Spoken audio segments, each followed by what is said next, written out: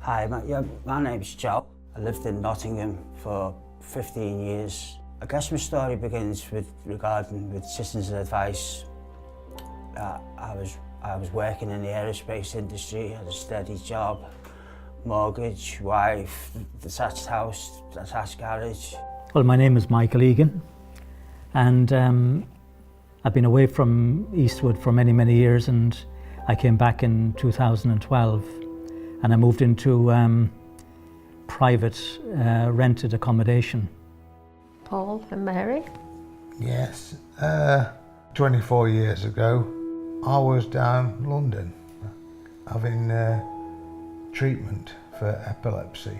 It ended up with a big operation. I kept my rent up to date, so all was well until I realised that I wasn't feeling very, very comfortable with the landlord. He took away a piece, about a fifth of the brain. It was touch and go whether he got through the surgery. They said a settled home life does have a lot of impact and helps. Before we moved to Nottingham, we lived in East London and then Essex. At that time I worked as a cable engineer, self-employed. I was out walking my dog one day. Went on a big walk and it was about 10, I can remember exactly, it was about 10 minutes from my house, and I just decided I'm going to just end it. And I just don't know where it came from. Something just clicked. My landlord came one evening and in a very, very abrupt and imposing manner, and he said I owed him rent, and where was my rent book? So I said to him, how could I owe you? And it mounted to £1,300. And my rent was being paid through the bank every month. And I'd never owed money in my life. And this is what really, really disturbed me. Took the dog home, put food out and water out for the dog, picked up a knife, took £20,000 tablets out with me, bought a bottle of Southern Comfort, went into a field, cut my wrists severely, stabbed myself in the chest, then took the tablets. Police found me, the helicopter was out, so I basically walked away from my job, my house, my wife of 19 years. I thought I was there, I thought I had, wouldn't say perfect life, but a very good life, you know, nice car, the holidays, and then to just go woof, right down there. I needed to know a little bit more about my rights as a tenant. I would frequent the library in Eastwood quite a lot. I'd catch a bus then outside the library and head off to town. But I'd often see the name Citizens Advice Bureau, and all the time I kept thinking, why don't you go in there and seek advice? With all the tablets he gets every month, the chemists do a box full of tablets, and all we do is pull out the daily four packets a day, isn't it? It's a good job. Because he gets very muddled up what he's got to take and when he's got to take them. I ended up street homeless. Tesco's, 24-hour in the toilets, and the staff knew what I was doing, they were okay with it. I ended up getting housed eventually by Broxtowe Borough Council. Got a flat in Chilwell, got housed, which was fantastic. You had a door, you could lock the door, you could feel safe. My debts caught up with me from my past. I knew I had a problem all the time, but it was when I was told about the amount of arrears I owed in rent. That's what spurred me. And I didn't know what to expect. I explained my situation to one of the staff there, Michelle, and she was very, very helpful. And she made me aware of my rights.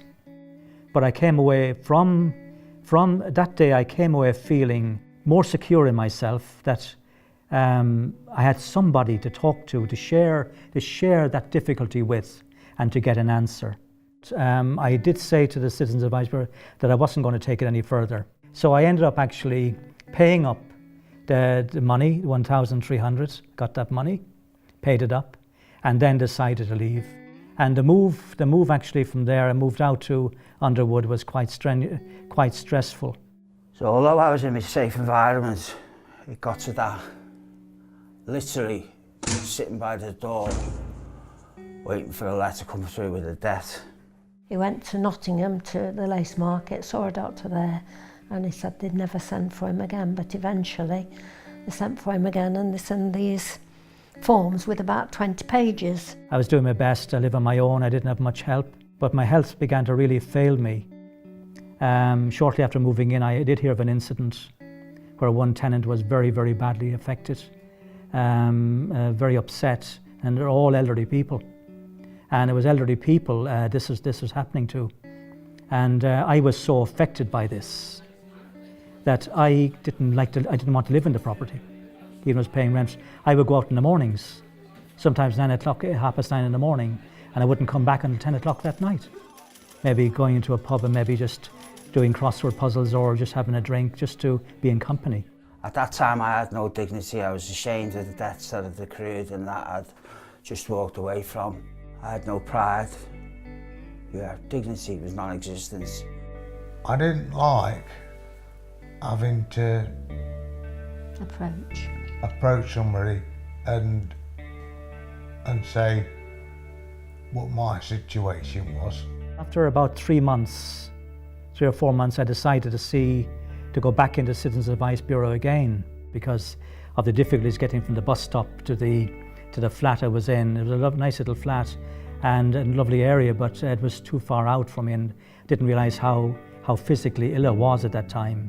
We used to live in Sandy Acre, which is just up the road there, and we'd have a walk in Stapleford on a Tuesday morning, wouldn't we? Yeah. And we'd go into the health centre just for a coffee, and we used to meet Vicar in there, didn't we? Yeah, as well? we met Vicar. And we saw that the Citizens Advice was there. There was one occasion where he had to fill this form in and they turned him down. You're on these benefits because you've got problems. I've always been able to do it myself. I couldn't. And that's when I had to give in to them and go to Citizens Seek Advice. help. I'm glad I did. And David said the only thing you can do is appeal. Eventually I got registered with mental health services and psychiatrists. And the psychiatrist recommended me to come to Citizens Advice. So when I got back to Michelle, I didn't know what was coming, and I said, look, Michelle, I'm not very, very happy where I'm living, and because I felt Michelle had become sort of she was a friend I could contact. I came here, was greeted by absolutely wonderful people. I'm a vet. Treated me with compassion, took on my burdens for me, which at the time I couldn't deal with. I couldn't even open letters. Helped me with my benefits. So we had to appeal against it, which David did all the work for it. And we'd got a date to go to a tribunal in Derby, hadn't we? Yeah. Paul can't remember things. I can't remember for a start. So anyway, we'd got this date for this tribunal and we went to Derby a couple of times to find out where we'd got to go. Found that, and then about 5 days before it was due, they called it off and said it could continue as it was, didn't they? Yeah. She contacted Broxtowe Borough Council. They gave me the date to call round to see the flat, and I accepted immediately. And since I moved in, my health has improved. It was nothing short of fantastic what Citizens Advice has done for me. And I didn't realise too that this could be a part of the work that the Citizens Advice Bureau actually could be involved in. If we have any problems, we go and see David at Citizens Advice. He's always available, isn't he? Yeah. I mean, the Citizens Advice Bureau to me was not what I realised it was and could be and is to people. The thing I've got now, above all, is hope. I've got hope again. It's fantastic. I can smile, I can look at you right in the eye and I can smile. We'd have been lost without him. We'd have been shot without him. Yeah. I'd come back in the afternoons and I'd say, thank you, Lord, for this little flat. And Lord, thank you for Broxtowe Borough Council. And thank you for Michelle in the Citizens Advice Bureau.